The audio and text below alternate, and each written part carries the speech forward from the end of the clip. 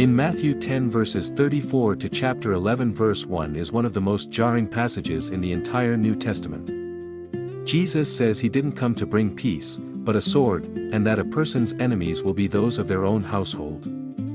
It sounds completely opposite to the Prince of Peace we usually hear about. Let's break down what this actually means in plain English, and then look at how it applies to our daily lives. When Jesus talks about a sword and family division, he isn't commanding Christians to be hostile, argumentative, or to start fights with their relatives. Instead, he is stating a reality about ultimate loyalty. In the ancient world, and in many cultures today, your family was everything. Your identity, your safety, your religion, and your future were entirely tied to your household. Jesus is laying down a radical boundary. If you choose to follow me, your loyalty to God must outrank your loyalty to anything else, including your own family. The sword is a metaphor for separation or division. When you decide to live with absolute integrity, love, and truth, it naturally creates a line in the sand. Not everyone, even those who love you, will understand or approve of the sacrifices you make to follow your faith. How do we live this out without becoming jerks to our families?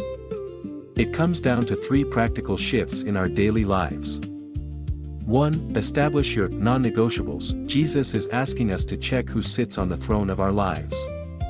When a family member, a boss, or a culture pressures you to compromise your values, like lying for a company, participating in gossip, or harboring bitterness, your loyalty to Christ must win. In daily life, it means gently but firmly saying, "I love you, but I can't participate in that," or "I have to choose honesty here, even if it costs us."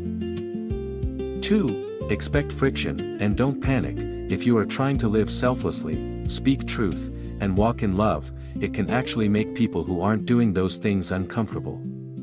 Sometimes, doing the right thing makes you the outsider. In daily life, when a loved one criticizes your faith or your moral choices, don't react with anger.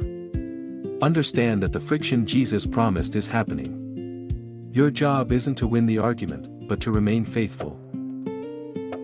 3. The reward of small kindnesses. Matthew 10 verses 40 to 42, the passage ends on a beautiful, practical note. Jesus shifts from massive family divisions to the smallest act of kindness, giving a cup of cold water to a little one. In daily life, you don't need to do grand, heroic theological feats every day. Living the gospel daily looks like noticing the people everyone else ignores, the tired cashier, the lonely neighbor, the stressed coworker, and offering them practical help or a kind word.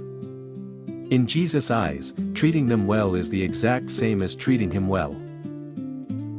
Matthew 10 tells us that following Jesus costs something. It might cause awkwardness or division, but Matthew 11 reminds us that God notices every single small act of faithfulness we do along the way. Thank you for watching. Please like and subscribe.